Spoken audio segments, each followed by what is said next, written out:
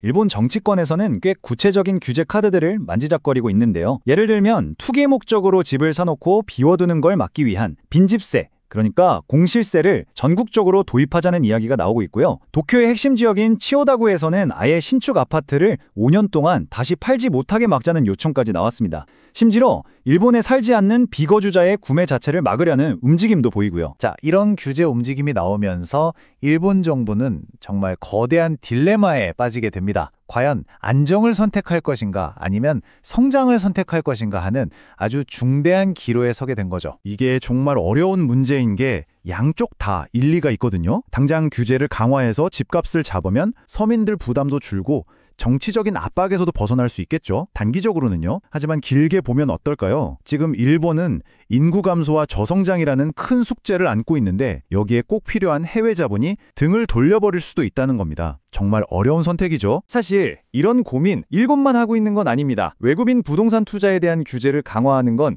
이제 거스를 수 없는 전 세계적인 흐름이거든요. 실제로 표를 보시면 우리나라는 물론이고 캐나다, 호주 같은 나라들은 이미 강력한 규제책을 쓰고 있습니다. 그런데 일본은 어떻죠? 아직 논의 중입니다. 만약 일본마저 이 규제 대열에 합류한다면 이건 정말 글로벌 투자 지형에 어마어마한 변화를 가져올 수밖에 없는 거죠. 자, 그럼 여기까지 들으신 투자자분들은 좀 불안해지실 수도 있겠어요.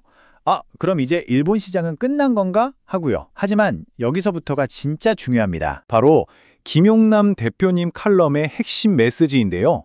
이런 불확실성이야말로 현명한 투자자에게는 오히려 새로운 기회가 될 수 있다는 겁니다. 위기가 아니라 새로운 판을 짤 수 있는 절호의 찬스라는 거죠. 자, 그래서 그 현명한 투자자의 플레이북은 뭘까요?